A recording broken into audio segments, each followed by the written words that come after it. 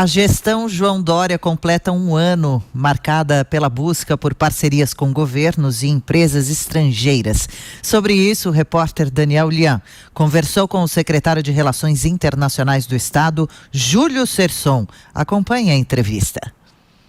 E um dos principais fatores para o reaquecimento da economia do país, o país que atravessou um longo período de recessão e agora está se recuperando, é o investimento externo.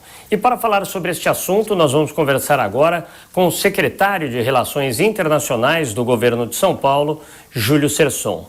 Secretário, como é que está essa perspectiva de investimentos para o país e especialmente para o estado de São Paulo?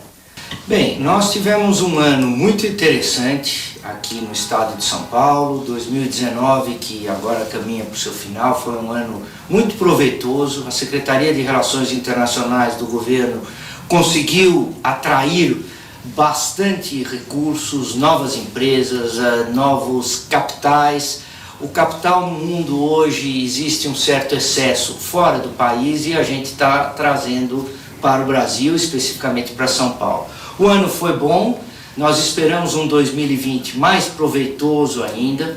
Nós tivemos diversas missões internacionais em 2019, começamos o ano, como começaremos em 2020, indo a Davos, na Suíça, onde o governador, entre outros investimentos, trouxe uma nova empresa de papel e celulose que está investindo no interior de São Paulo algumas centenas de milhões de reais, e isso continuará com certeza agora em 2020 com outras oportunidades também. E dentro deste pacote de oportunidades que o senhor acabou citando, o governo já apresenta nesse contexto o programa de concessões? Sem dúvida nenhuma. O programa de concessões, privatizações, PPPs, que são as parcerias público-privadas, são coordenados pela Secretaria de Governo do Estado de São Paulo, pelo secretário e também vice-governador Rodrigo Garcia, e nós, na Secretaria de Relações Internacionais, temos como papel básico divulgar esse programa no exterior.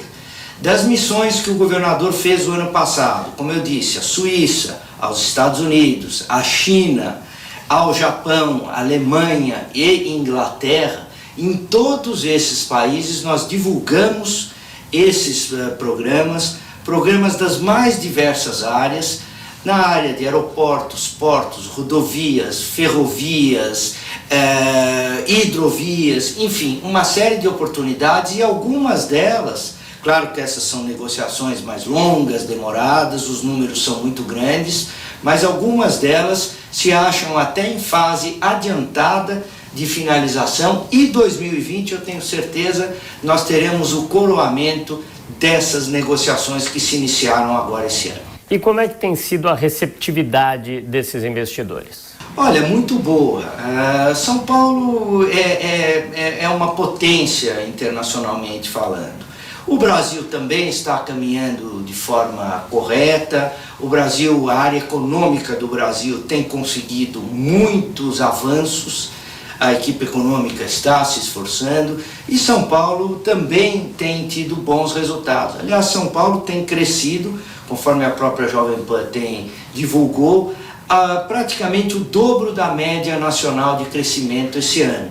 Então, esse crescimento atrai capitais novos. Então, a gente tem certeza de que do ano de 2020 nós atrairemos ainda mais investimentos. Só na China nós tivemos praticamente 30 bilhões de reais de 30 bilhões de dólares em investimentos estrangeiros captados no ano passado e que ocorrerão, claro, ao longo dos próximos anos. Com certeza esse número em 2020 tende a ser ainda mais expressivo. O Brasil ainda é um país muito carente em relação à infraestrutura. O caminho é esse, com parceria público-privado, investimento privado, senão as obras de infraestrutura, especialmente, não acabam saindo do papel? Sem dúvida nenhuma. Sua colocação é muito apropriada, Daniel, pelo seguinte, é muito caro investir em infraestrutura. Nós sabemos que o Brasil tem grandes necessidades, uma delas e muito importante é a infraestrutura, mas a gente não gera recursos suficientes para o investimento e para superar essa situação. Nós, claro, iremos superar, o Brasil está melhorando muito a sua infraestrutura, mas isso tem que ser muito rápido, porque infraestrutura também é fundamental para atrair novas empresas que vão criar empregos e assim sucessivamente. As PPPs e concessões são oportunidades muito grandes da gente suprir essas deficiências de infraestrutura e, claro, suprir também a falta, muitas vezes, de capital que o próprio Brasil e o Estado de São Paulo têm para gerar recursos suficientes para essa infraestrutura. Agora, os investidores, eles buscam também uma responsabilidade social dos gestores para empregar os seus recursos, enfim, para fazer esses investimentos. E isto gera tanto no contexto social quanto no contexto sustentável. Muitos investidores querem saber se o governo, por exemplo, toma conta do meio ambiente. Como é que fica essa perspectiva, esse panorama? Olha, essa colocação é muito boa, porque você abordou de forma rápida diversos pontos importantes. Primeiro, transparência.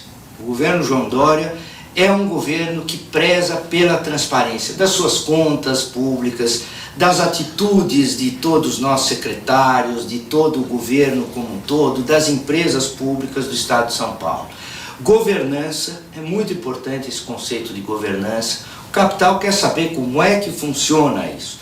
E estabilidade jurídica também. E São Paulo tem uma tradição de oferecer aos investidores uma boa estabilidade jurídica. Nós não tivemos casos no estado de São Paulo, e mesmo se contarmos muitos anos para trás, olha, tive um contrato, o contrato foi rompido. Não, aqui os contratos são honrados e há essa estabilidade jurídica. E, finalmente, a questão ambiental. A questão ambiental é fundamental. Qualquer empresa hoje que procure novos lugares para investir, ela quer saber quais são as políticas ambientais e de sustentabilidade daquele município, daquele estado e mesmo daquele país. E o que o governador Dória, através do secretário que vocês já entrevistaram algumas vezes, Marcos Penido, do Meio Ambiente, através da empresa de meio ambiente do estado, a CETESB, dirigida pela professora Patrícia Iglesias, nós queremos mostrar, e também papel da Secretaria de Relações Internacionais, nós queremos mostrar que aqui nós temos uma política de respeito ao meio ambiente. O Estado de São Paulo está preocupado com a emissão de gases na atmosfera, o Estado de São Paulo está preocupado com a emissão de carbono, está preocupado com a sustentabilidade, com o aumento de área verde, enfim. Nós temos, por orientação do governador Dória, uma política muito clara e consistente de preservação ambiental. O senhor tocou nesse ponto da preocupação dos investidores. Muitas vezes não há regras claras e a coisa acaba mudando no meio do jogo. Enfim, há desvios, há uma insegurança jurídica muitas vezes. Essa percepção acaba afugentando os investidores. Como é que São Paulo tenta reverter a esse panorama? O senhor citou que São Paulo tem uma segurança jurídica maior. Como é que São Paulo vende essa percepção lá fora? Olha, o Brasil nos últimos anos tem mudado e tem mudado para melhor. Existe essa preocupação a nível do Brasil como nação, porque é inevitável. Nós temos que ser competitivos e competição passa por segurança jurídica.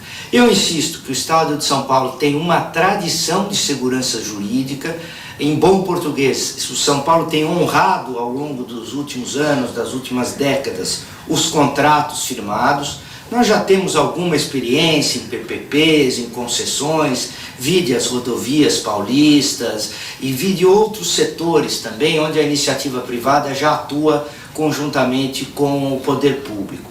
Então, a gente tem mostrado isso, os fatos concretos, os fatos reais das experiências passadas servem para mostrar que aqui o capital é bem-vindo e aqui os contratos serão sempre honrados. O senhor citou o Fórum de Davos. O que esse fórum pode trazer de benefícios para o país e especialmente para o estado de São Paulo? Olha, o governador Dória, e nós o acompanhamos no Fórum de Davos em janeiro deste ano, nós tivemos aproximadamente 18 ou 19 reuniões com investidores estrangeiros. Dessas reuniões, 9 empresas vieram a São Paulo prospectar oportunidades, algumas delas até se concretizaram, como eu citei agora há pouco, uma empresa de papel e celulose, um outro laboratório também aumentou investimentos, um laboratório da área médica e acordos de cooperação até com o Instituto Butantan,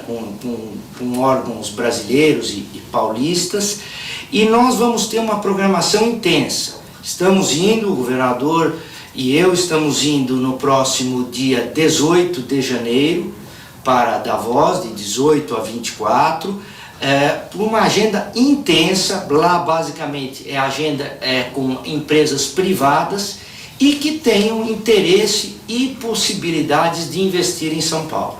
O governador tem como objetivo buscar investimentos e gerar empregos para o nosso estado.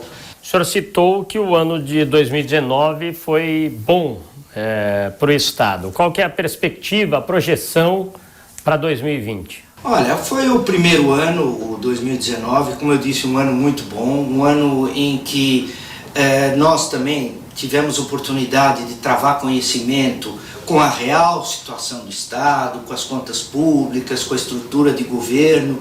Um Estado como o nosso, não vou dizer nem que é quase, é um país por si só. É maior do que muito país da Europa, do continente asiático, enfim, é uma economia muito forte. São Paulo é a 3ª maior economia do continente, só perdendo, claro, para o orçamento do próprio Brasil e para o México. Nós temos um orçamento tremendamente alto.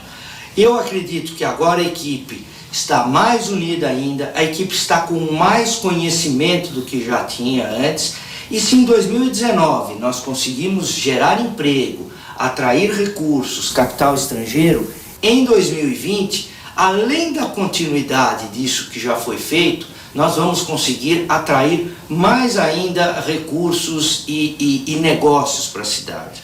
Até eu queria só aproveitar, não esquecendo, por exemplo, do setor de turismo, que é um setor que movimenta muito a economia mundial, e o governo do estado de São Paulo, através da Secretaria de Turismo, do secretário Vinícius Lumetz, que é um ex-ministro de turismo, ex-presidente da Embratur, ou seja, um grande conhecedor da área, nós estamos em parceria com ele também, trazendo novas oportunidades. De forma concreta, o que quer dizer isso? Em 2019, o Canadá começou com um outro voo diário para São Paulo, uma empresa canadense. Uma empresa alemã inaugurou há poucas semanas atrás uma 2ª frequência diária para São Paulo. Ou seja, tudo isso cria um círculo proveitoso, vamos chamar assim, para o crescimento econômico do Estado. Agora, é preciso a capacitação também de pessoal para ter um receptivo adequado e para fomentar esse crescimento. O serviço, em geral, os serviços em geral, num estado como São Paulo, e principalmente nas grandes cidades, a capital, algumas grandes cidades do interior, é considerado bom. O Estado, através da Secretaria de Educação, através da Secretaria de Desenvolvimento Econômico, que administra alguns cursos de formação, algumas escolas profissionalizantes, tem se preocupado com isso. Você tem toda a razão, não adianta a gente atrair recursos e não estar preparados para prestar um bom serviço. E o Estado de São Paulo, além de estar preparado, está procurando a cada dia melhorar cada vez mais. Secretário Júlio Serson, um ótimo 2020 para o senhor. Eu que agradeço, e é um prazer estar sempre com os ouvintes. Eu sou do tempo dos ouvintes, mas nós devemos falar hoje telespectadores da nossa Jovem Pan. É uma honra estar sempre com vocês e quero agradecer também todo o apoio, toda a cobertura que a Jovem Pan deu às iniciativas do governo do estado de São Paulo, que buscam, acima de tudo, beneficiar a nossa população. Tá aí, a participação do secretário Júlio Serson, secretário de Relações Internacionais do governo de São Paulo, traçando aí um panorama sobre essa perspectiva para o ano de 2020, também fazendo um balanço do ano de 2019 aqui na Jovem Pan, como ele mesmo citou. em áudio, em vídeo, a Jovem Pan em multiplataforma para você, porque afinal de contas aqui você tem muita informação, opinião, prestação de serviço e entretenimento.